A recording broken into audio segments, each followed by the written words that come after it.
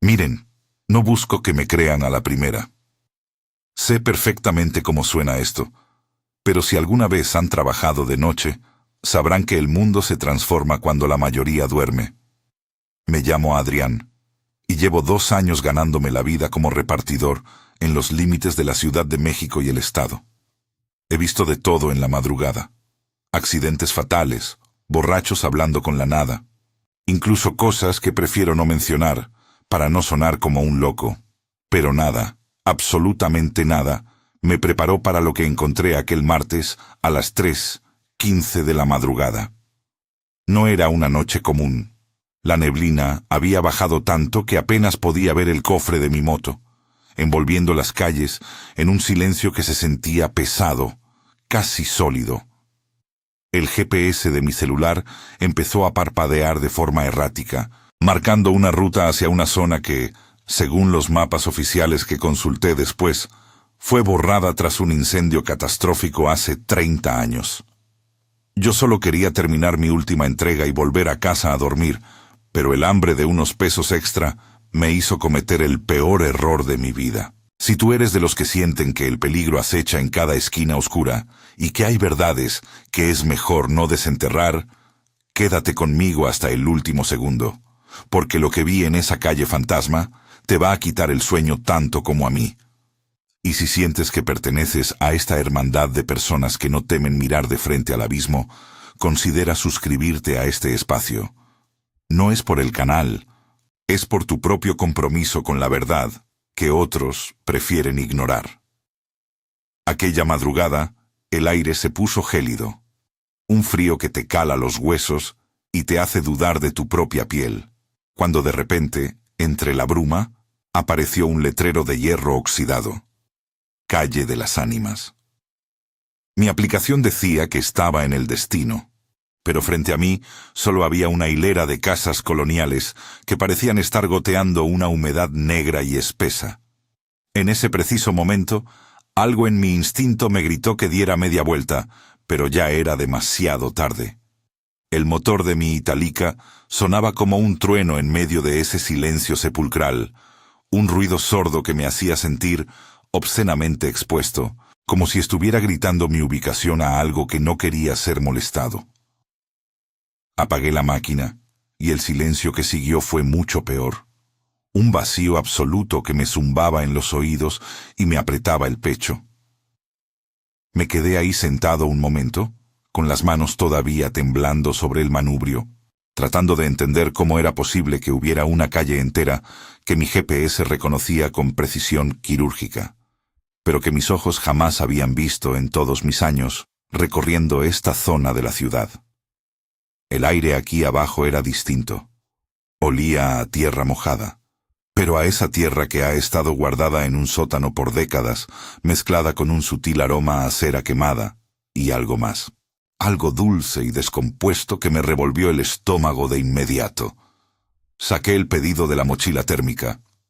Era una bolsa de papel estraza, sin logotipo de restaurante, sin ticket de grapa, que se sentía extrañamente pesada y caliente, como si llevara carbones encendidos adentro en lugar de comida. La dirección en la pantalla parpadeaba débilmente. Casa 7, Calle de las Ánimas. Miré hacia la acera, y las fachadas de las casas coloniales parecían caras deformadas por el paso del tiempo.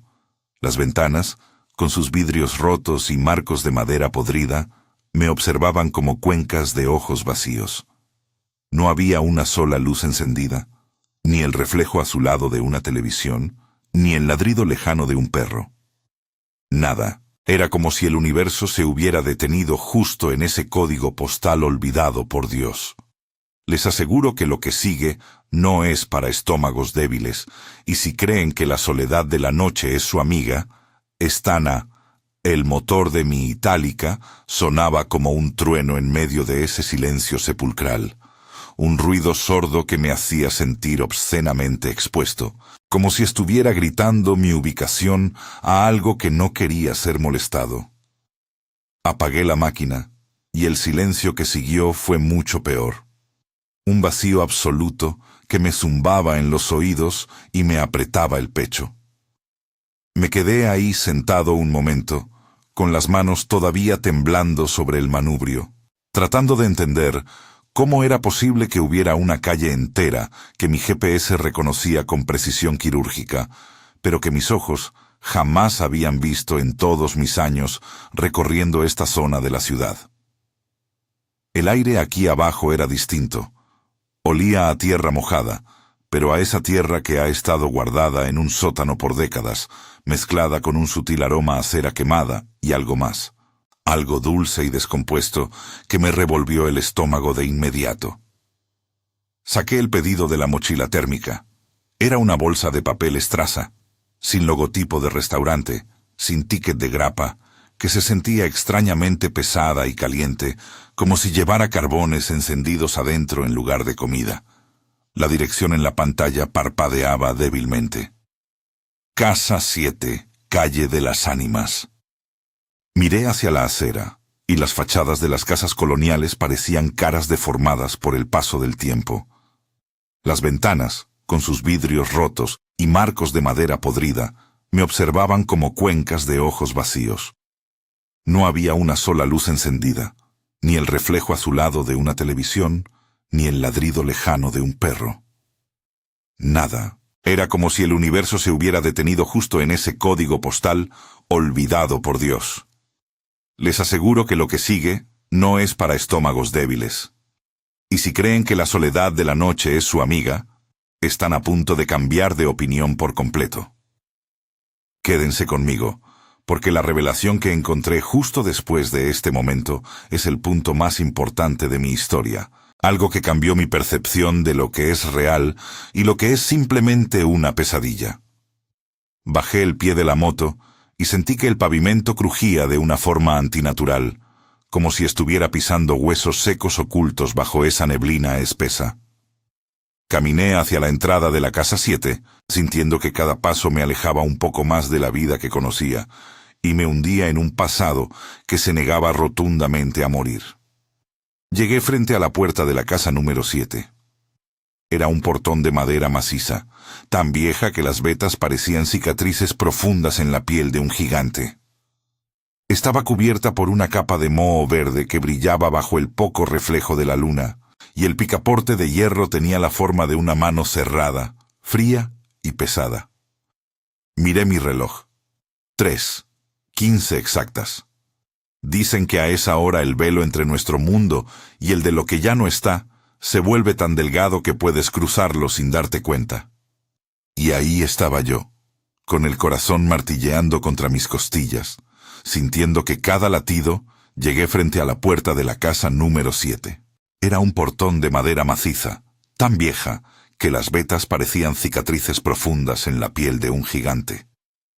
Estaba cubierta por una capa de moho verde que brillaba bajo el poco reflejo de la luna, y el picaporte de hierro tenía la forma de una mano cerrada, fría y pesada. Miré mi reloj, 3:15 exactas. Dicen que a esa hora el velo entre nuestro mundo y el de lo que ya no está se vuelve tan delgado que puedes cruzarlo sin darte cuenta. Y ahí estaba yo, con el corazón martilleando contra mis costillas, sintiendo que cada latido era un tambor que anunciaba mi llegada a algo que no debía ser despertado. Levanté la mano para tocar, pero antes de que mis nudillos hicieran contacto, un escalofrío me recorrió la nuca, un soplo de aire helado que susurró mi nombre de una forma que solo mi madre solía hacer cuando era niño y quería advertirme de algo. Si han sentido alguna vez esa presión en el pecho, ese presentimiento de que si dan un paso más, no habrá vuelta atrás, sabrán exactamente lo que experimenté en ese portal. Si esto les está haciendo sentido, si alguna vez han sentido que el peligro no es algo que se ve, sino algo que se respira, escriban la palabra sombra en los comentarios. Me ayuda a saber que no soy el único que ha estado en el borde del abismo. Tragué saliva y finalmente toqué. El sonido no fue el de madera chocando con madera, sino un eco hueco, como si estuviera golpeando un ataúd vacío en el fondo de una cueva. No hubo respuesta inmediata, solo el goteo incesante de la neblina condensándose en los techos. Iba a dejar la bolsa en el suelo y salir de ahí a toda prisa, lo juro, Pero en ese instante escuché un arrastrar de pies desde el otro lado. Un sonido lento, rítmico, pesado, de alguien que no ha caminado en mucho tiempo. Luego, el chirrido de una cerradura oxidada, girando con una lentitud que me pareció eterna. La puerta se abrió apenas unos centímetros, revelando una oscuridad tan absoluta que parecía devorar la luz de mi celular. Y desde ese vacío, una voz que sonaba como hojas secas trituradas me dijo: «Pasa, Adrián. Te estábamos esperando». Se me detuvo el pulso en seco. ¿Cómo carajos sabía mi nombre? En la aplicación solo aparece Adrián R., una inicial fría y distante, pero esa voz, lo pronunció con una familiaridad que me revolvió las entrañas, como si me conociera de toda la vida, o peor, como si hubiera estado ensayando mi nombre en la oscuridad durante décadas. El aire que salió de la rendija de la puerta traía un hedor R. Se me detuvo el pulso en seco. ¿Cómo carajos sabía mi nombre? En la aplicación solo aparece Adrián R.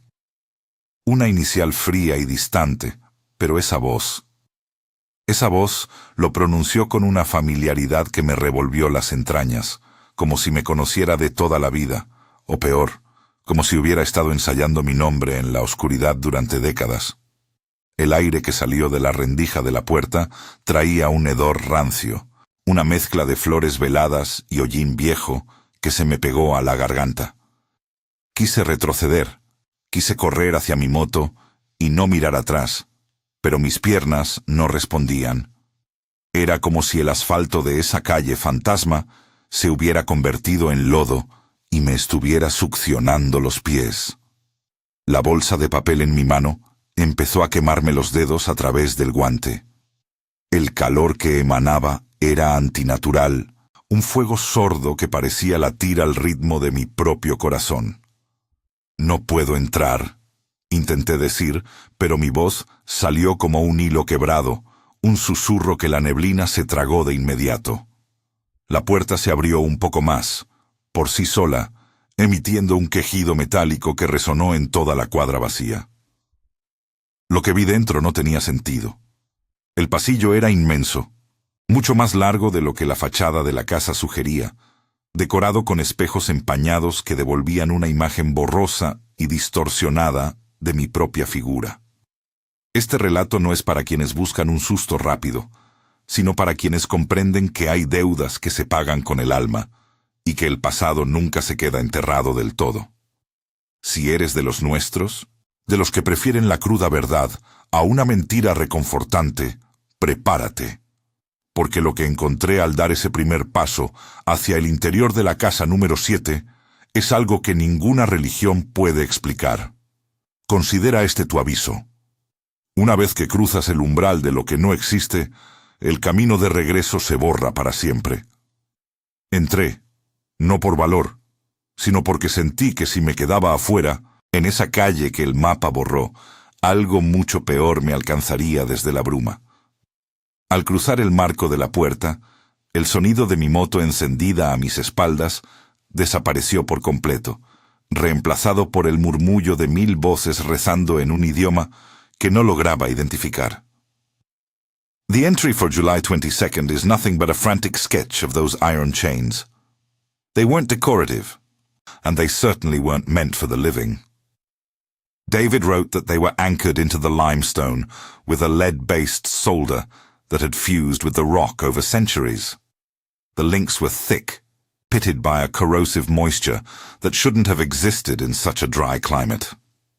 He spent hours cleaning the grime off them, only to realize they weren't meant to keep people out. They were positioned directly over the primary resting bench, the place where the freshly deceased would be laid. The implications were sickening.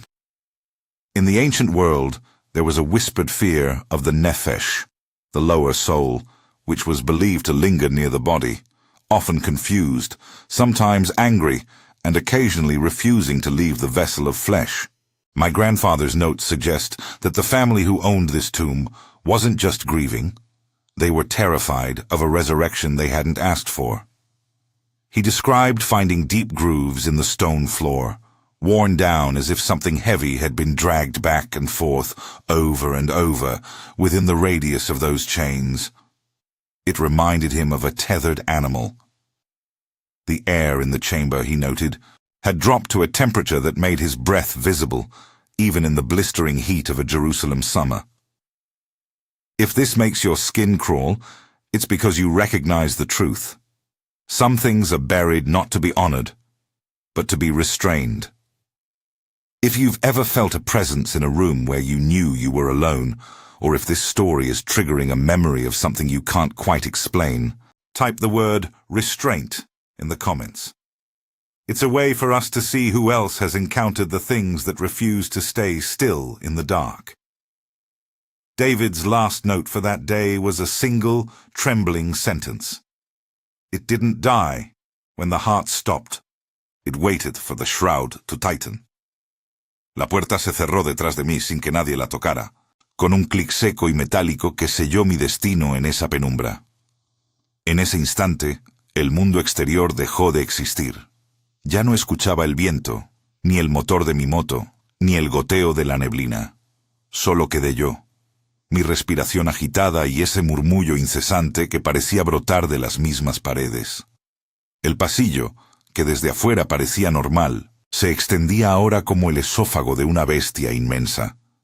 Las paredes estaban empapeladas con un diseño de flores marchitas que, bajo la escasa luz de mi celular, parecían retorcerse y cambiar de forma, como si los pétalos fueran dedos tratando de alcanzarme.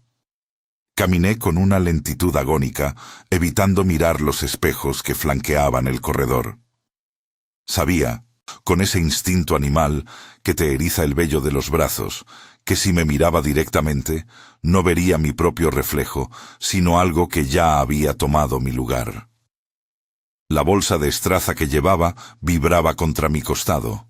El calor que desprendía era ahora un ardor sofocante que me obligaba a cambiarla de mano constantemente para no quemarme la piel. El olor a cera y a incienso de iglesia vieja se volvió tan denso que sentí que podía masticarlo. Si este relato te está apretando el pecho, si alguna vez has sentido que una habitación se encoge a tu alrededor sin explicación alguna, escribe la palabra destino en los comentarios.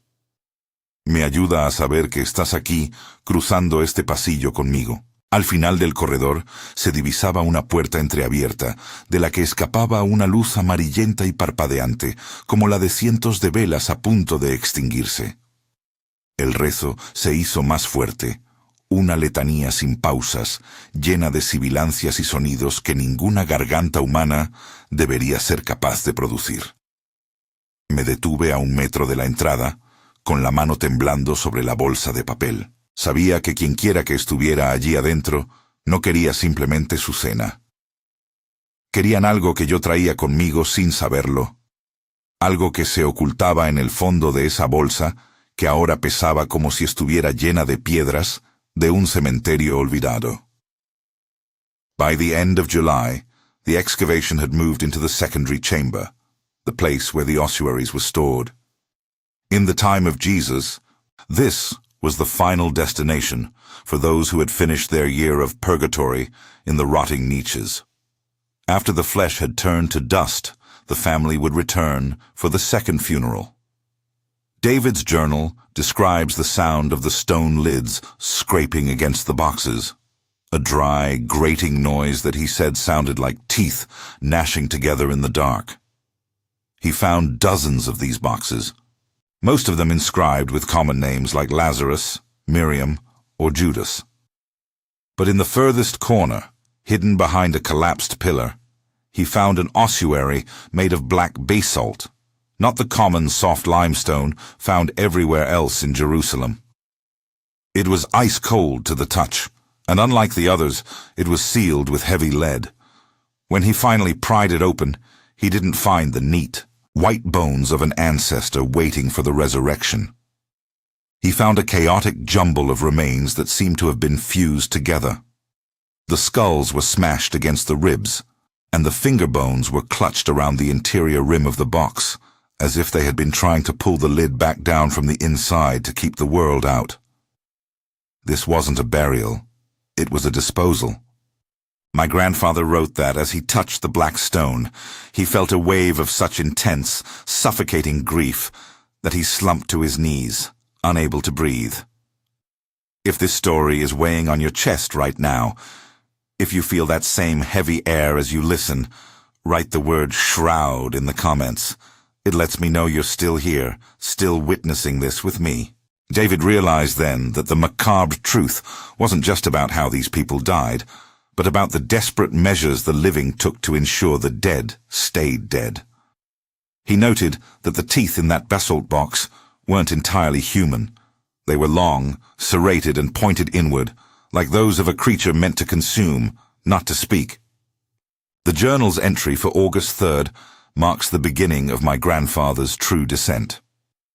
He stopped writing about the archaeological dimensions and started writing about the weight of the silence. In the 1970s, the portable lamps were fickle things, casting long, rhythmic shadows that danced across the limestone walls. He described the kokim, the long, narrow burial shafts, where bodies were slid in headfirst, as open, hungry throats. In a normal tomb, these shafts were just dusty cavities.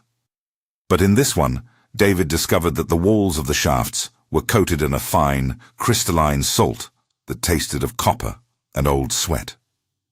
On that, the journal's entry for August 3rd marks the beginning of my grandfather's true descent. He stopped writing about the archaeological dimensions and started writing about the weight of the silence. In the 1970s, the portable lamps were fickle things, casting long, rhythmic shadows that danced across the limestone walls. He described the kokim, the long, narrow burial shafts where bodies were slid in headfirst, as open, hungry throats. In a normal tomb, these shafts were just dusty cavities.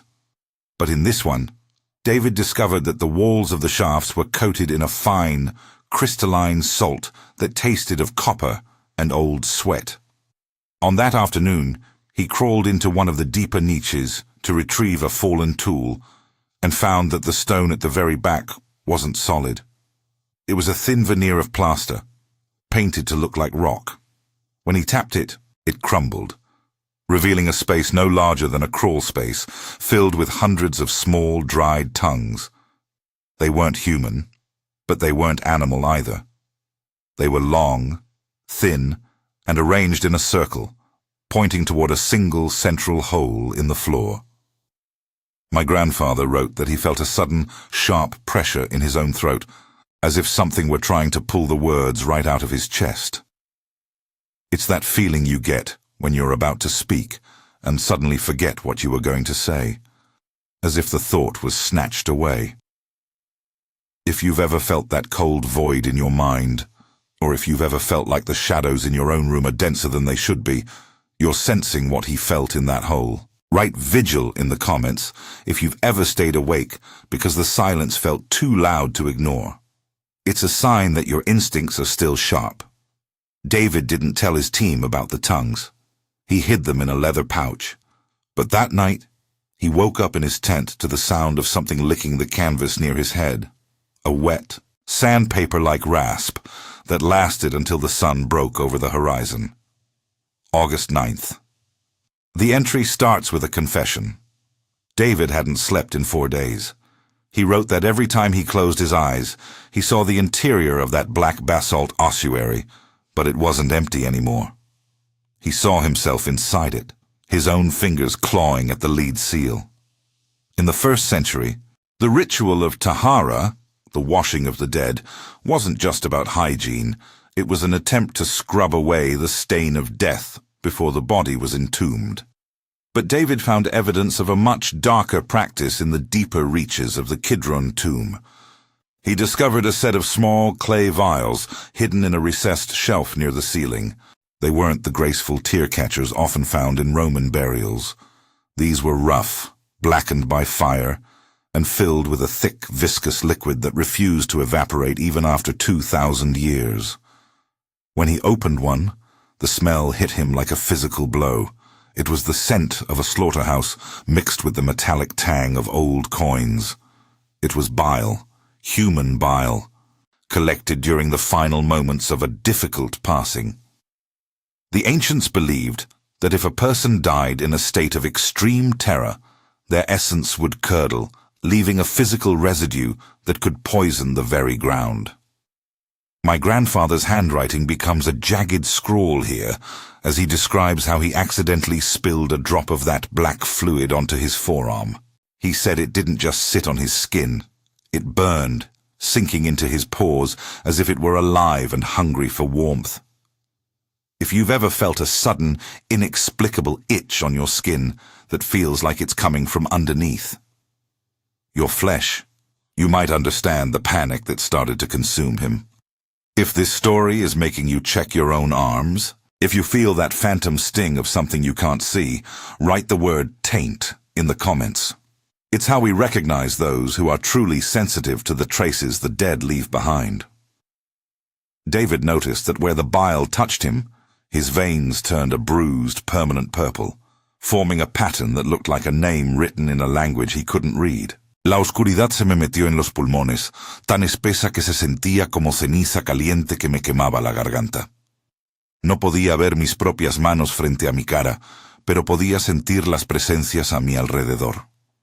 El sonido de las sillas de madera arrastrándose sobre el piso de baldosa agrietada era un lamento punzante que me hacía querer taparme los oídos con toda mi alma. Escuchaba sus respiraciones roncas, ese jadeo húmedo que solo tienen los que ya no pertenecen a este lado de la realidad. Cada vez que uno de ellos se movía, el aire se enfriaba un grado más, hasta que mis dientes empezaron a chocar entre sí con un ruido metálico que me aterraba. De repente, un fósforo se encendió en medio de la nada. La pequeña llama, de un color azulado y enfermizo, iluminaba solo el rostro de la mujer. Sus ojos ya no eran cuencas vacías. Ahora tenía unos orbes negros, brillantes como obsidiana, que reflejaban la pequeña luz con una intensidad depredadora. Lo que traes en tu mochila no era para nosotros, Adrián, siseó, y su sonrisa reveló hileras de dientes puntiagudos y amarillos. Era para él, el que vive en el piso 14 de la calle que nunca existió. En ese momento, las paredes del comedor empezaron a disolverse frente a mis ojos, como si el papel tapiz fuera humo que se desvanece con el viento. Si este relato te está haciendo sentir que el aire se vuelve más pesado, si alguna vez has sentido que alguien te observa desde un rincón oscuro de tu propia habitación, escribe la palabra sombra en los comentarios. Me ayuda a saber que estamos juntos en este viaje hacia lo desconocido. La casa número 7 Cedes. La oscuridad se me metió en los pulmones, tan espesa que se sentía como ceniza caliente que me quemaba la garganta. No podía ver mis propias manos frente a mi cara, pero podía sentir las presencias a mi alrededor. El sonido de las sillas de madera arrastrándose sobre el piso de baldosa agrietada era un lamento punzante que me hacía querer taparme los oídos con toda mi alma. Escuchaba sus respiraciones roncas, ese jadeo húmedo que solo tienen los que ya no pertenecen a este lado de la realidad. Cada vez que uno de ellos se movía, el aire se enfriaba un grado más, hasta que mis dientes empezaron a chocar entre sí con un ruido metálico que me aterraba. De repente, un fósforo se encendió en medio de la nada. La pequeña llama, de un color azulado y enfermizo, iluminaba solo el rostro de la mujer. Sus ojos ya no eran cuencas vacías. Ahora tenía unos orbes negros, brillantes como obsidiana, que reflejaban la pequeña luz con una intensidad depredadora. Lo que traes en tu mochila no era para nosotros, Adrián, siseó, y su sonrisa reveló hileras de dientes puntiagudos y amarillos. Era para él, el que vive en el piso 14 de la calle que nunca existió. En ese momento, las paredes del comedor empezaron a disolverse frente a mis ojos, como si el papel tapiz fuera humo que se desvanece con el viento. Si este relato te está haciendo sentir que el aire se vuelve más pesado, si alguna vez has sentido que alguien te observa desde un rincón oscuro de tu propia habitación, Escribe la palabra sombra en los comentarios. Me ayuda a saber que estamos juntos en este viaje hacia lo desconocido. La casa número 7 se desvaneció y me encontré parado en medio de un edificio en ruinas, un esqueleto de concreto y varillas oxidadas que se alzaba hacia un cielo negro y sin estrellas. La neblina afuera seguía ahí, pero ahora tenía un color rojizo, como si estuviera impregnada de sangre vieja. Miré hacia arriba y vi que el edificio no tenía fin. Sus pisos se perdían en la bruma de una forma antinatural. Un elevador con rejas de hierro, de esos antiguos que parecen jaulas, se abrió frente a mí con un chirrido que resonó como un grito humano. Sabía que no tenía elección. Si no subía, lo que sea que estaba oculto en la neblina me despedazaría ahí mismo. August 17th. The humidity inside the tomb had become impossible. Jerusalem in August is a furnace, but the air in that limestone chamber was thick, wet, and smelled of stagnant copper. David wrote that the walls were weeping, not water, but a translucent salty film that tasted like tears. He had become obsessed with the Sudarian, the specific cloth used to cover the face of the deceased. In the 1st century, this wasn't just a mark of respect. It was a practical necessity to hide the horrific facial contortions that often occurred during the first 3 days of decomposition. But David found one discarded in a corner of the lower chamber that defied every law of physics he knew. It wasn't lying flat. It was stiff, standing upright as if it was still draped over an invisible head. He described the texture as feeling less like linen and more like parchment made of sun-dried skin. When he shone his flashlight through the fabric, he didn't see the weave of a loom. He saw a chaotic, overlapping pattern of what looked like human hair, woven into the flax with surgical precision. There was a whispered legend, August 17th. The humidity inside the tomb had become impossible. Jerusalem in August is a furnace, but the air in that limestone chamber was thick, wet, and smelled of stagnant copper. David wrote that the walls were weeping, not water, but a translucent, salty film that tasted like tears. He had become obsessed with the Sudarian, the specific cloth used to cover the face of the deceased. In the 1st century, this wasn't just a mark of respect. It was a practical necessity to hide the horrific facial contortions that often occurred during the first 3 days of decomposition.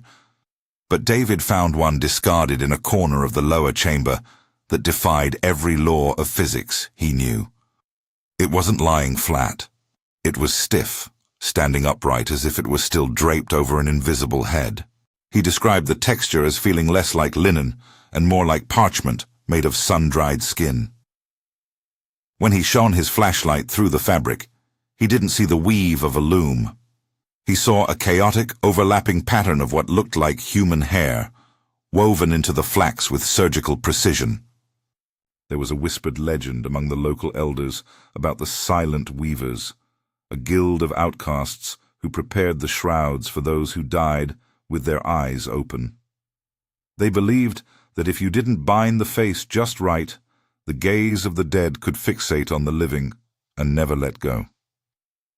If this is making you feel a phantom weight on your own face, as if the air in your room is getting thinner, write the word breathless in the comments.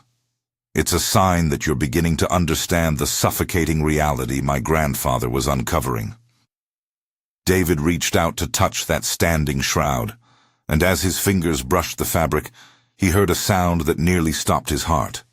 A sharp, wet inhalation from inside the empty cloth. It wasn't a ghost. It was the sound of a vacuum suddenly filled, a lung's first scream that had been trapped in that linen for 2,000 years. Me quité la mochila con una lentitud que dolía, sintiendo cómo los tirantes se me enterraban en los hombros como si fueran garras frías de metal. Al abrir el cierre principal, el aire que escapó de adentro no olía a comida, ni siquiera a ese corazón negro de hace un momento. Olía a ozono y a ropa vieja guardada en un baúl por décadas. Ese olor a encierro y olvido que se te pega a la nariz. No estaba el paquete de Estraza, ni el periódico de 1985. En su lugar, encontré una pequeña caja de madera de ébano, tan oscura que parecía un agujero en la realidad misma. Tenía grabada una fecha en la tapa, el día exacto de mi nacimiento. Sentí un vuelco en el estómago que casi me hace doblarme del dolor. ¿Cómo era posible? Esa caja no estaba ahí cuando salí de la base de repartos, ni cuando revisé el pedido antes de arrancar la moto. De entre las lápidas de cemento que brotaban del suelo de este piso 14, empezó a emerger una figura. No caminaba, más bien se deslizaba, una silueta de más de 2 metros de altura, envuelta en lo que parecían ser harapos de una túnica de sacerdote quemada. Me quité la mochila con una lentitud que dolía, sintiendo cómo los tirantes se me enterraban en los hombros, como si fueran garras frías de metal.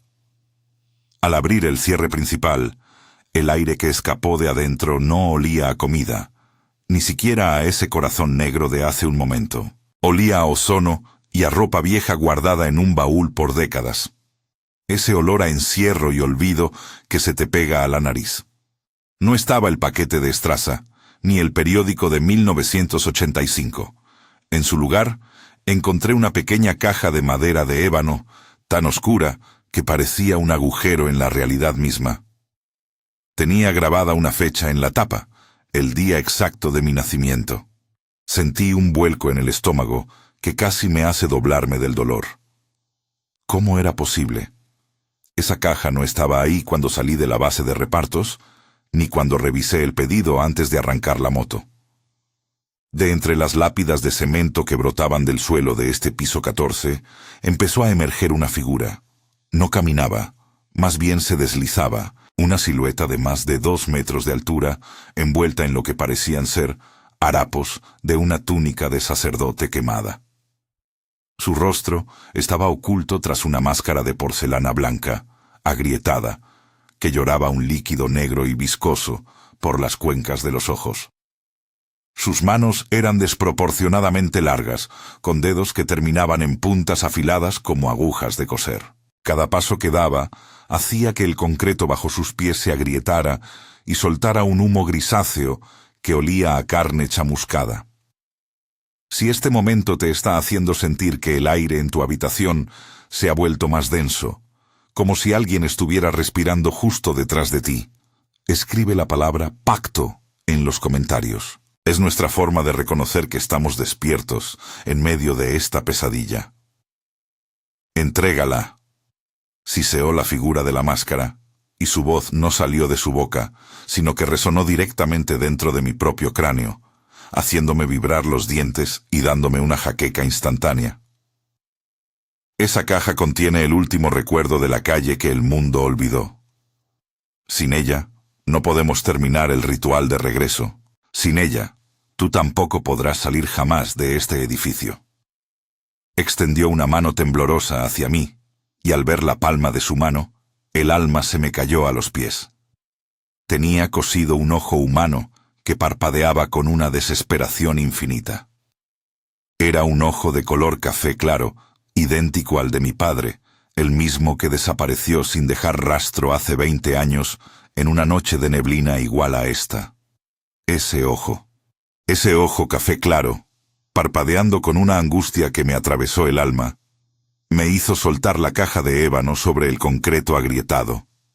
El impacto no fue seco, sino sordo, como si la madera estuviera hecha de carne y hueso. La figura de la máscara blanca se inclinó hacia adelante. Sus manos largas y afiladas acariciaron la tapa de la caja con una delicadeza que me dio un escalofrío mortal. 30 años. 30 años buscando el recipiente correcto, siseó. Y su voz ya no resonaba solo en mi cabeza, sino que hacía vibrar las lápidas de cemento que nos rodeaban. Tu padre era el guardián de la calle, Adrián, y tú eres el que tiene que cerrar el círculo que él no pudo terminar. La tapa de la caja se abrió lentamente por sí sola, emitiendo un chirrido que parecía el lamento de una mujer en medio de un incendio. Lo que vi adentro no era una joya, ni un documento, ni un objeto de valor. Era una llave de hierro forjado, tan vieja que las puntas parecían garras, y una fotografía de mi propio padre, joven, sonriendo frente a la fachada de la casa número 7, en esa misma calle que el mapa borró tras el incendio de 1985. Pero en la foto, él no estaba solo. A su lado, una mujer vestida de blanco, con el rostro borrado por una mancha de humedad, le tomaba el brazo con una fuerza que hacía que la tela de su camisa se arrugara. Si esto que te estoy contando te está haciendo sentir que el aire en tu habitación se ha vuelto gélido, si alguna vez has sentido que el pasado de tu propia familia esconde secretos oscuros que es mejor no desenterrar, escribe la palabra llave en los comentarios. Somos una comunidad que no teme mirar de frente a los fantasmas de nuestra propia sangre. La figura de la máscara tomó la llave y con un movimiento rápido y fluido la hundió directamente en la palma de su mano, justo donde estaba el ojo de mi padre. El grito que escapó de esa boca de porcelana agrietada fue un sonido que no pertenecía a este mundo. Una mezcla de trueno y lamento animal que me hizo caer de rodillas tapándome los oídos. Una luz negra, una oscuridad que brillaba con una intensidad insoportable, empezó a brotar de la herida, y en ese instante, el edificio entero comenzó a sacudirse como si un terremoto gigantesco estuviera desgarrando los cimientos de la realidad. Las lápidas de cemento se partieron en 1000 pedazos, y de las grietas empezaron a salir manos blancas y esqueléticas que buscaban desesperadamente algo a qué aferrarse. Las manos blancas y esqueléticas arañaban el concreto, produciendo un sonido metálico y punzante que me hacía querer gritar de pura desesperación. El edificio vibraba con una fuerza que me lanzaba contra las paredes frías y húmedas, y cada vez que mis manos tocaban los muros, sentía que la piedra misma estaba viva, latiendo con un pulso febril y enfermo. «¡Corre, Adrián! ¡Corre antes de que el círculo se cierre!» Siseó de nuevo esa voz, que ahora sonaba como la de mi padre, pero cargada de una fatiga eterna, como si hablara desde el fondo de un océano de olvido. No esperé a que me lo dijeran 2 veces. Me levanté como pude, con el corazón martilleando contra mis costillas, y salí disparado hacia el elevador que aún seguía con las rejas abiertas, como una jaula esperando a su presa. Al entrar, el elevador no bajó. Empezó a subir de nuevo, pero esta vez no había luz roja ni botones grises. El panel de control se había convertido en una placa de bronce oxidado con un solo número grabado con fuego: el 15. El número no debería existir. El edificio solo tenía 14 pisos. Pero el elevador subió, y subió, y subió, hasta que el aire se volvió tan ralo que sentí que mis pulmones iban a estallar. El chirrido de los cables era ahora un lamento humano, un llanto de 1000 voces que suplicaban perdón en un idioma que me hacía doler la cabeza de una forma insoportable. Si este relato te está haciendo sentir que el aire en tu habitación se ha vuelto más denso, si alguna vez has sentido que el peligro no es algo que se ve, sino algo que se resp, September 2nd. The journal entry for this day is a single, frantic sketch of a hand, not a skeletal one, but a hand that looks as if it's still alive. Me quedé paralizado, con los pies clavados en el cemento de la azotea. El aire a mi alrededor olía a carne quemada y a flores de cementerio, un aroma cargado de una pesadez tan tangible que sentía que podía cortarlo con un cuchillo. La mujer vestida de blanco. Me quedé paralizado, con los pies clavados en el cemento de la azotea. El aire a mi alrededor olía a carne quemada y a flores de cementerio, un aroma cargado de una pesadez tan tangible que sentía que podía cortarlo con un cuchillo.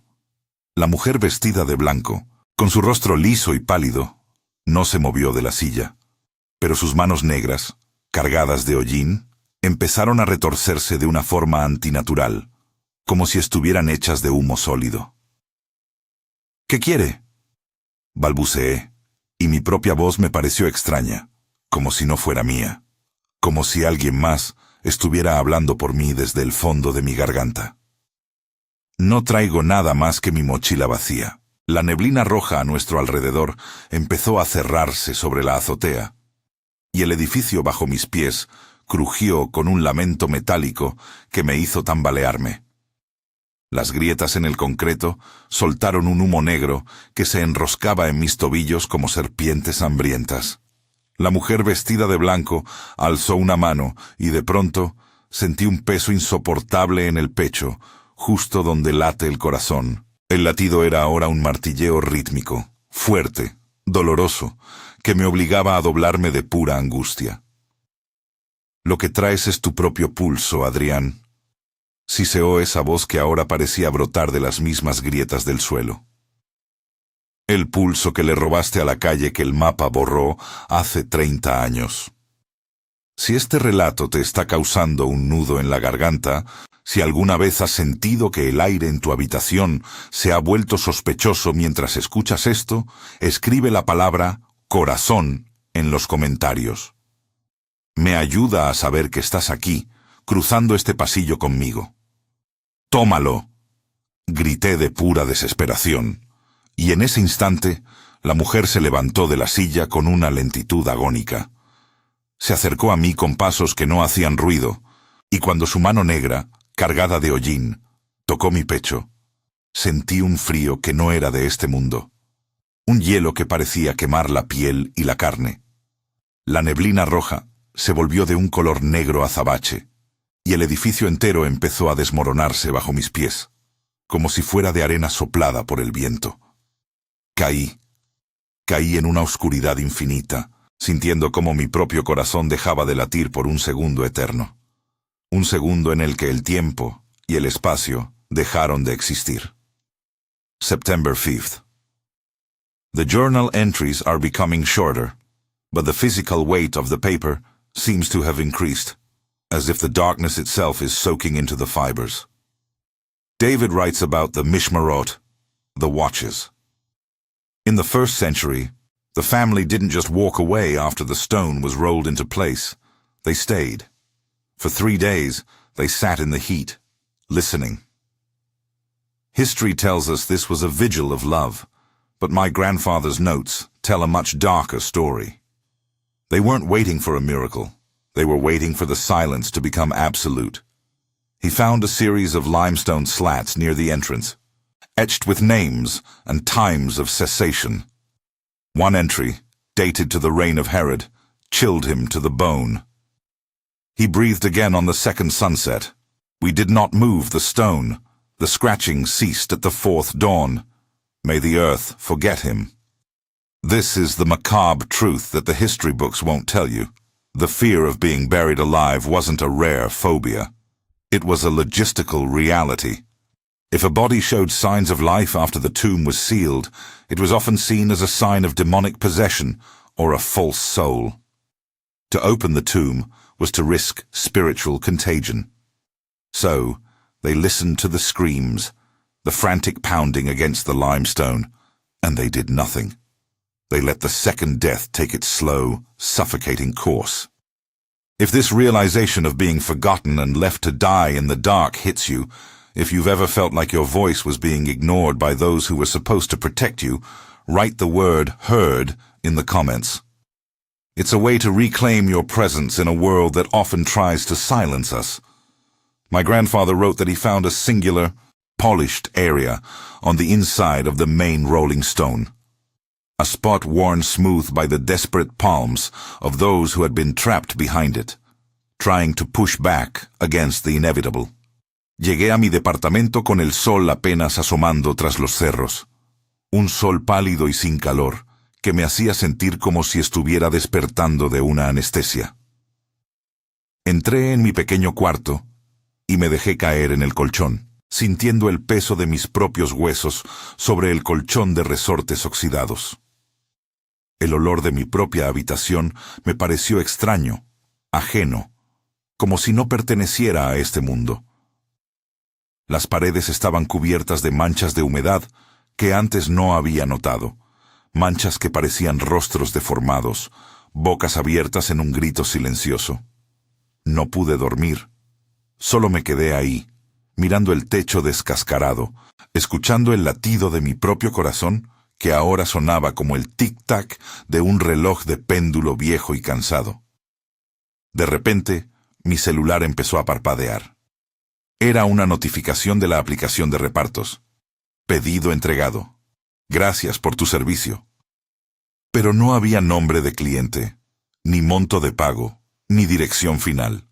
Solo un mensaje en blanco que parecía un abismo en la pantalla de cristal. Al tocarlo, el celular se calentó tanto que tuve que lanzarlo al suelo, donde se estrelló con un sonido seco. De la pantalla rota empezó a salir un humo negro y denso que olía a carne chamuscada y a flores podridas, el mismo olor que había sentido en la casa número 7. Si este momento te está haciendo sentir que el aire en tu habitación se ha vuelto más denso, como si alguien estuviera respirando justo detrás de ti, escribe la palabra notificación en los comentarios. Me ayuda a saber que estás aquí conmigo, cruzando este pasillo de sombras. Me levanté del colchón con un grito atragantado en la garganta. El humo negro se enroscaba en mis tobillos como serpientes hambrientas, y las manchas de humedad en las paredes empezaron a sangrar un líquido oscuro y viscoso. «¿Has traído la llave, Adrián?» Siseó la voz de mi padre, pero cargada de una fatiga eterna, como si hablara desde... Llegué a mi departamento con el sol apenas asomando tras los cerros, un sol pálido y sin calor que me hacía sentir como si estuviera despertando de una anestesia.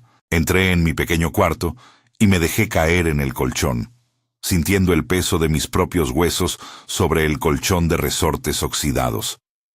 El olor de mi propia habitación me pareció extraño, ajeno, como si no perteneciera a este mundo. Las paredes estaban cubiertas de manchas de humedad que antes no había notado, manchas que parecían rostros deformados, bocas abiertas en un grito silencioso. No pude dormir, solo me quedé ahí, mirando el techo descascarado, escuchando el latido de mi propio corazón que ahora sonaba como el tic-tac de un reloj de péndulo viejo y cansado. De repente, mi celular empezó a parpadear. Era una notificación de la aplicación de repartos. Pedido entregado. Gracias por tu servicio. Pero no había nombre de cliente, ni monto de pago, ni dirección final. Solo un mensaje en blanco que parecía un abismo en la pantalla de cristal. Al tocarlo, el celular se calentó tanto que tuve que lanzarlo al suelo, donde se estrelló con un sonido seco. De la pantalla rota, empezó a salir un humo negro y denso que olía a carne chamuscada y a flores podridas, el mismo olor que había sentido en la casa número 7. Si este momento te está haciendo sentir que el aire en tu habitación se ha vuelto más denso, como si alguien estuviera respirando justo detrás de ti, escribe la palabra notificación en los comentarios. Me ayuda a saber que estás aquí conmigo, cruzando este pasillo de sombras.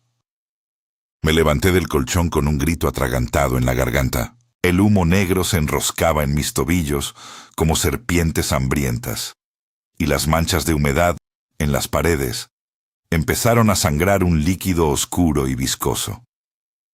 «Has traído la llave, Adrián», siseó la voz de mi padre, pero cargada de una fatiga eterna, como si hablara desde el fondo de un océano de olvido. Pero la llave no abre puertas. Cierra destinos. Me miré las manos y vi que mis uñas estaban largas y amarillentas, como las de la mujer de la máscara blanca. El miedo me recorrió la nuca como un soplo de aire helado, un hielo que me quemaba la piel y la carne. Corrí al baño, tropezando con mis propios pies que ahora se sentían pesados, como si estuvieran hechos de plomo o rellenos de la misma tierra húmeda de aquel cementerio vertical. Abrí la llave del lavabo con desesperación, buscando mojarme la cara para despertar de esta pesadilla, pero no salió agua. Del grifo brotó un lodo negro y fétido que burbujeaba con un sonido visceral, un gorgoteo que imitaba una risa ahogada. Me miré al espejo. Estaba completamente empañado, cubierto por una capa de vaho frío que no debería estar ahí, pues no había usado agua caliente en días. Pasé la mano temblorosa, limpiando un círculo pequeño para buscar mi reflejo, esperando encontrar al Adrián de siempre. Lo que vi me hizo retroceder hasta chocar con la pared, derribando el estante de las medicinas. Mi cara ya no era mi cara.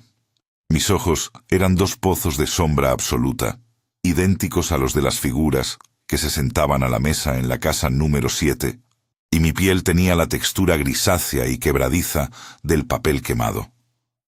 Pero lo más aterrador no era mi rostro, sino lo que se veía detrás de mí en el reflejo. En el espejo, mi pequeño baño había desaparecido. Detrás de mi figura distorsionada, se extendía la calle de las ánimas bajo esa neblina, September 16th. David's entry for this day is written in a jagged, frantic hand. That seal is September 16th. David's entry for this day is written in a jagged, frantic hand that slashes across the page. He wrote about the echo of the tomb. In the 1st century, the coal, the voice, was believed to be a physical presence, a vaporous essence that could be inhaled by the living. My grandfather discovered a series of small bronze pipes hidden in the walls of the burial chamber. Each one etched with symbols that looked like a mixture of Hebrew and Aramaic, but with a jagged, chaotic energy. They weren't for ventilation, they were for feeding the living. The ancients believed that if you didn't inhale the voices of the deceased, you would be haunted by their spirit. This was a form of spiritual communion, a way to internalize the essence of those who had passed. But David found that the pipes weren't empty. They were filled with a thick, viscous liquid that smelled of ancient, stagnant water and something sweet, like rotting lilies. It was the soul grease, as he called it, the literal remains of people who had been left to rot in the dark. My grandfather wrote that as he stood beneath one of the pipes, he felt a sudden, sharp pressure in his own throat, as if something were trying to pull the voice right out of his chest. If this story is making you feel a sudden, sharp tightness in your own throat, or if you feel that someone is whispering right behind you, write the word whisper in the comments. It's a way to acknowledge the things that still have voices for us. David wrote that as he stared at those bronze pipes, he saw a single, golden drop of fluid leak out of one of them, a teardrop of pure, concentrated essence of ancient, unblinking terror. September 20th. The journal pages are stiff now, stained with something dark and iron-scented that I don't want to identify. David wrote about the third-day watchers. In the 1st century, it wasn't just family who gathered. Sometimes professional mourners were hired to sit outside the sealed stone, but their job wasn't to weep. It was to listen for the reanimation. He found a set of bronze pins, 6 inches long and jagged at the tips, scattered around the main burial slab. These weren't for pinning clothing. He realized with a sickening jolt that they had been driven through the linen shrouds and directly into the porous limestone, often piercing the desiccated skin and muscle of the deceased. It was a physical anchor. The ancients believed that if a spirit was too strong or too vengeful, it could literally drag its own corpse out of the niche before the 3 days were up. David described the horror of seeing a skeleton whose rib cage had been shattered from the inside out, as if the person had tried to heave themselves against those bronze stakes until the bone gave way. They were literally pinned to their own deathbeds. If you've ever felt a weight on your chest in the middle of the night, a paralysis that keeps you pinned to your bed, while your mind screams to move, but your limbs feel like lead, you are feeling the ancestral echo of those bronze pins. It's a primal dread that hasn't left our DNA. If this strikes a chord in your soul, if you've ever felt anchored by a fear you couldn't name, write the word pinned in the comments. It's how we find each other in the dark. David's last note for that night was a confession that chilled me to the marrow. He found one of those ancient pins inside his own boot, and the tip was wet with fresh, dark blood that didn't belong to him. Caminé hacia la cocina con el paso de un condenado a muerte, sintiendo cómo el piso de linóleo viejo se derretía bajo mis plantas, convirtiéndose en ceniza caliente que me quemaba la piel. Mis manos, ahora grises y rígidas como ramas secas, se aferraron al marco de la puerta. El olor a gas se mezcló con el hedor de las flores podridas, un aroma que me hacía sentir que mis pulmones iban a estallar de un momento a otro. En el centro de la cocina, mi propia estufa estaba encendida, pero las llamas no eran azules ni amarillas. Eran de un color negro azabache, un fuego que no daba luz, solo una oscuridad que se me metía en los ojos y me hacía llorar sangre negra. La puerta de la cocina, esa que debería llevar al patio de servicio, estaba entreabierta. De la rendija escapaba un resplandor rojo, el mismo que vi en el piso 14 y en la azotea del edificio fantasma. No era mi patio. Era un pasillo infinito de espejos rotos que reflejaban 1000 versiones de mí mismo, todas ellas deformadas, quemadas, con los ojos vacíos y la piel colgando en jirones. «Entra, Adrián», siseó una voz que ahora era la mía propia, pero cargada de una malicia antigua y una fatiga eterna. «Entra y cierra el círculo que tu padre no pudo terminar hace 30 años». Si este relato te está causando un nudo en la garganta, si alguna vez has sentido que el aire en tu habitación se ha vuelto sospechoso mientras escuchas esto, escribe la palabra círculo en los comentarios. Me ayuda a saber que estás aquí conmigo, cruzando este pasillo de sombras. Me acerqué a la puerta con el corazón latiendo tan fuerte que sentía que se me iba a salir por la garganta. Al poner la mano sobre el pomo de madera podrida, sentí un choque eléctrico que me recorrió todo el cuerpo. Un dolor que me hizo caer de rodillas, tapándome los oídos. La neblina roja se coló por la rendija, envolviéndome en un abrazo de muerte que me asfixiaba. «No puedes huir de lo que ya eres», susurró la mujer de blanco al oído de mi reflejo. «La calle borrada no es un lugar, es un estado de la sangre. Y la tuya ya nos pertenece». Entré, no por valor, sino porque sentí que si me quedaba afuera, en esa cocina que ya no era mía, algo mucho peor me alcanzaría desde la oscuridad. Al cruzar el umbral de mi propia cocina, el suelo de linóleo desapareció bajo mis pies, reemplazado por la madera carbonizada y crujiente de la casa número 7. Ya no estaba en mi departamento. Estaba atrapado en el centro neurálgico de la calle que el mapa borró. En ese punto exacto donde el tiempo se detuvo entre las llamas de 1985. El comedor inmenso estaba frente a mí, pero al cruzar el umbral de mi propia cocina, el suelo de linóleo desapareció bajo mis pies, reemplazado por la madera carbonizada y crujiente de la casa número 7. Ya no estaba en mi departamento. Estaba atrapado en el centro neurálgico de la calle que el mapa borró, en ese punto exacto donde el tiempo se detuvo entre las llamas de 1985.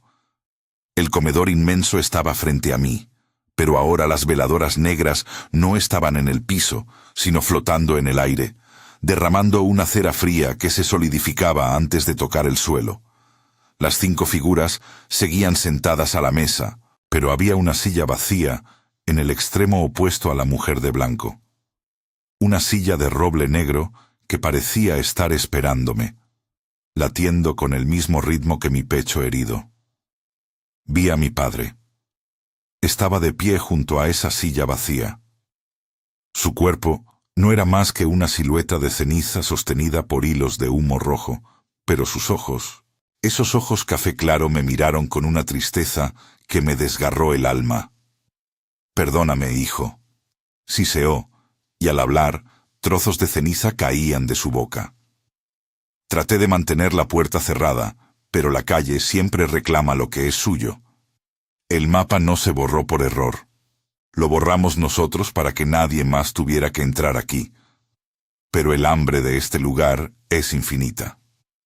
La mujer de blanco se puso de pie y con un movimiento fluido extendió su mano hacia la cicatriz de mi pecho. Si sientes que este relato está describiendo un miedo que siempre has tenido oculto, esa sensación de que tu linaje arrastra sombras que no puedes explicar, escribe la palabra herencia en los comentarios. Me ayuda a saber que entiendes el peso de lo que estoy cargando en este momento. Sentí cómo la cicatriz de la llave se abría, no con sangre, sino con esa luz negra que lo devoraba todo. El dolor fue tan intenso que perdí la noción de quién era. Mis recuerdos, mi infancia, mi moto, mi nombre, empezaron a arder como papel viejo en una chimenea. La mujer de blanco acercó su rostro liso al mío y por primera vez sentí su aliento. Olía a tierra de tumba recién cavada. «Toma tu lugar, Adrián», susurró. «El turno de noche nunca termina para los que caminan por la calle de las ánimas». Me obligaron a sentarme en la silla de roble, y en ese instante, el edificio entero, la calle y la neblina se comprimieron dentro de mi cráneo, dejándome en un silencio absoluto, esperando al próximo mensajero que se atreviera a entrar a las 3:15 de la madrugada. September 30th. The final page of my grandfather's journal isn't written in ink or charcoal. The letters are carved into the paper with a fingernail, deep enough to be felt like braille. It's a single repeating sentence that fills the entire sheet. The stone didn't roll back. It just moved to a different door. When David died in that hospital room, the nurses said the room smelled of rotting lilies and wet limestone, despite the heavy scent of bleach. They found him with his hands locked in a claw-like grip, his fingernails worn down to the quick, exactly like the marks he'd found in Ahora estoy aquí, sentado en esta silla de roble que se siente más real que mi propia piel. Ya no siento el frío de la neblina, porque ahora yo soy parte de esa bruma. Mis manos grises descansan sobre el mantel de encaje podrido y mis ojos, esos pozos de sombra absoluta, ya no buscan la luz del sol, porque la luz lastima lo que ahora soy.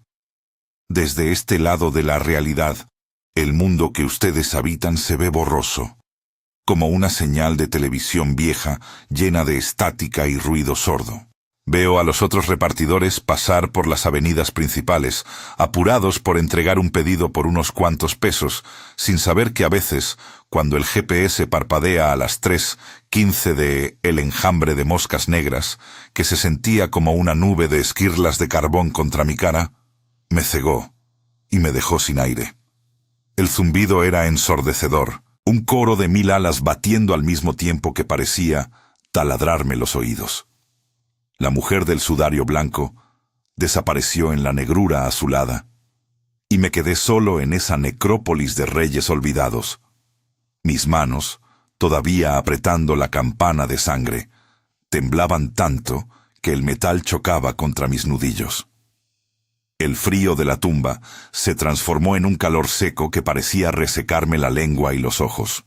«No te vayas, Mateo», dijo de nuevo la voz, que ahora sonaba como el murmullo de una multitud en una plaza de Jerusalén hace 2000 años. «No te vayas, porque el ciclo de la historia está a punto de cerrarse».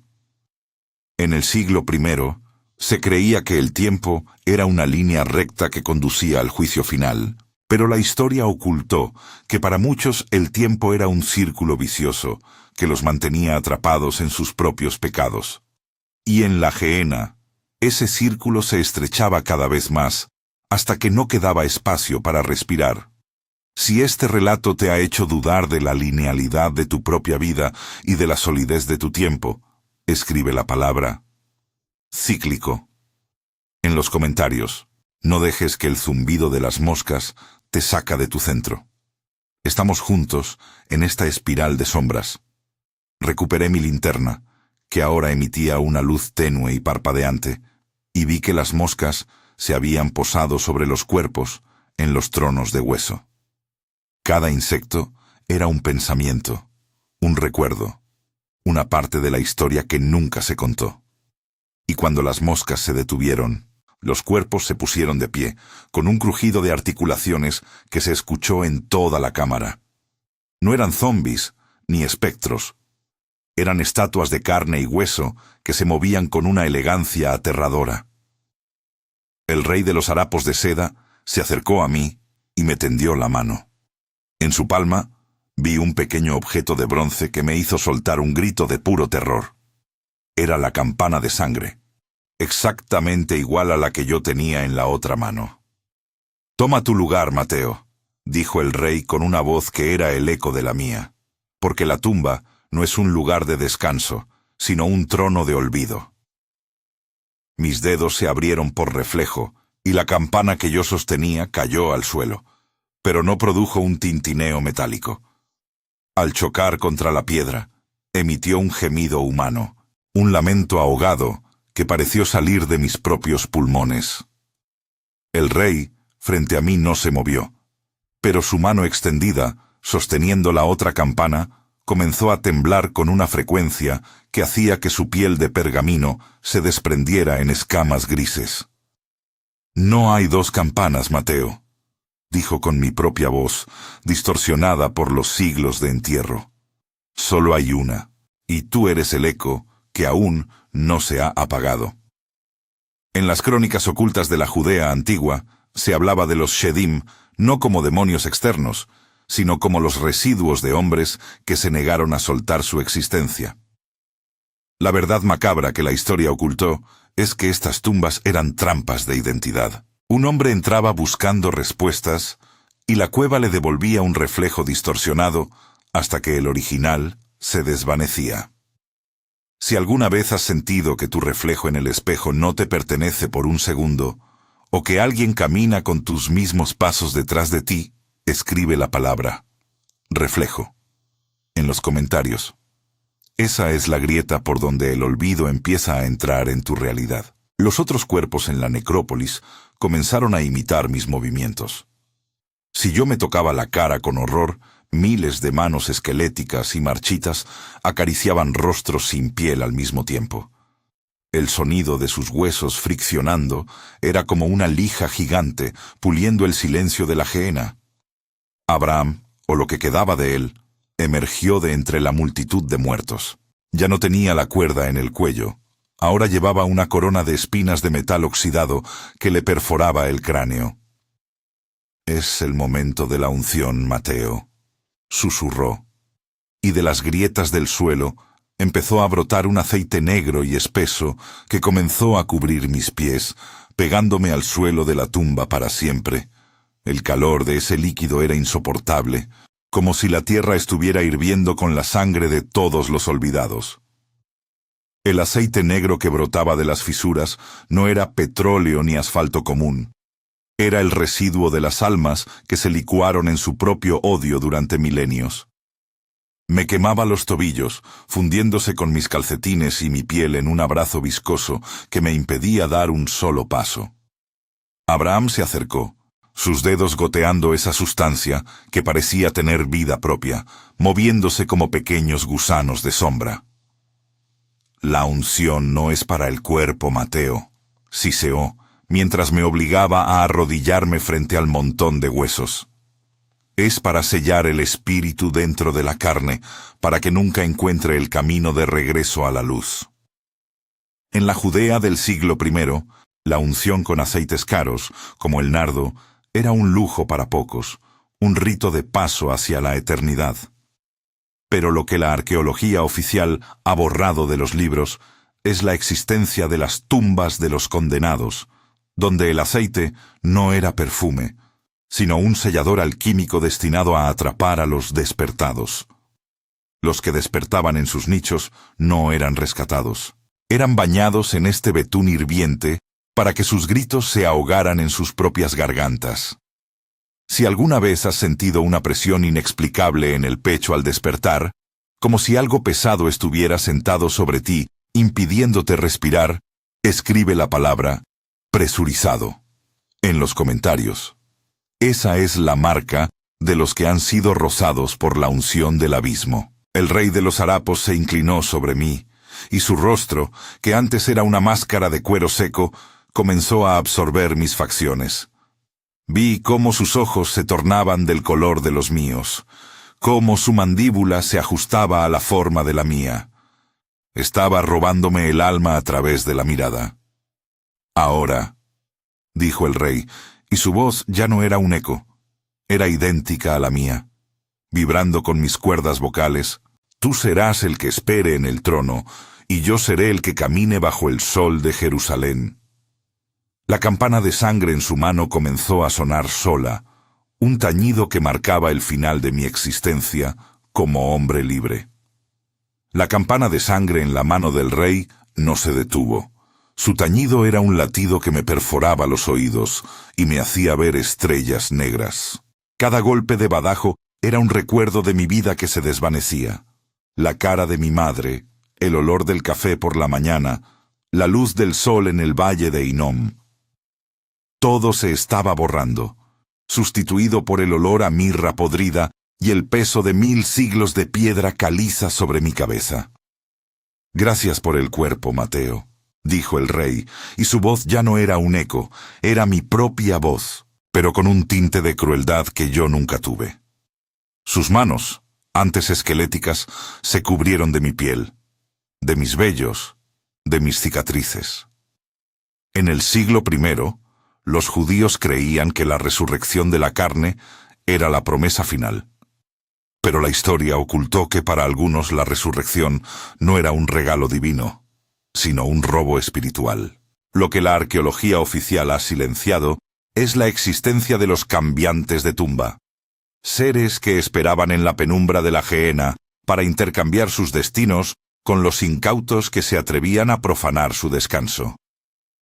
Si este relato te ha hecho dudar de la solidez de tu propia piel y de la permanencia de tu propia alma, escribe la palabra cambiante en los comentarios. No dejes que el miedo te robe tu esencia. Estamos a punto de llegar al final del túnel. El rey se puso de pie, con mis botas, con mi ropa, con mi linterna, y comenzó a caminar hacia la escalera de caracol que subía hacia la superficie. Abraham, o lo que quedaba de él, lo siguió como un perro fiel. Y yo. Yo me quedé allí, arrodillado en el aceite negro, con el cuerpo de un rey muerto que ya no me pertenecía. Mis manos eran ahora garras de cuero seco, y mis ojos solo podían ver en el espectro del azul eléctrico de las moscas. «Espera tu turno, Mateo», dijo el rey desde lo alto de la escalera. «Tal vez en otros 2000 años alguien más baje a buscar respuestas». Y entonces, con un estruendo que sacudió los cimientos de Jerusalén, la piedra Golel se cerró para siempre. La oscuridad que me rodea ahora no es la ausencia de luz. Es algo sólido, una masa de piedra y olvido que presiona mis párpados secos.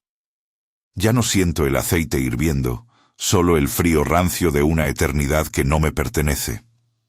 La macabra verdad que la historia ocultó no son los ritos ni las leyes de pureza, sino el hecho de que las tumbas en los tiempos de Jesús eran estaciones de intercambio. La arqueología te muestra paredes vacías y osarios de piedra caliza. Pero lo que no te dicen es que el silencio de Jerusalén está construido sobre los gritos ahogados de quienes, como yo, se quedaron atrapados en el cuerpo equivocado mientras algo antiguo caminaba bajo el sol usando nuestro nombre. Si alguna vez viajas a Tierra Santa y sientes una vibración extraña bajo tus pies al caminar cerca del valle de Hinnom, no pienses que es el tráfico o un sismo lejano. Es el latido rítmico de miles de nosotros, golpeando las paredes de roca con dedos de pergamino, esperando que alguien más baje a descubrir la verdad. La historia la escriben los que regresan, pero la realidad le pertenece a los que nos quedamos en la sombra. Lo que viste en este relato no es una fantasía. Es la advertencia que Abraham y yo ignoramos. Ahora él está afuera, y quien sea que ocupe mi lugar está viviendo mi vida, abrazando a mi familia y durmiendo en mi cama con ojos que no conocen el sueño. Si esta historia ha despertado en ti un miedo que no puedes explicar, es porque tu espíritu reconoce la vibración de la campana. Este canal no es para quienes buscan consuelo, sino para la tribu que prefiere la crudeza de lo real sobre la comodidad de la mentira. Si sientes que perteneces a este grupo, que no aparta la mirada de la oscuridad, considera suscribirte. Aquí no solo contamos historias, desenterramos lo que el mundo moderno intenta sepultar. No dejes que el olvido te consuma. Si quieres saber qué sucede cuando los cambiantes finalmente caminan entre nosotros, elige el siguiente video que aparece en pantalla. El viaje apenas comienza, y la noche es más profunda de lo que imaginas.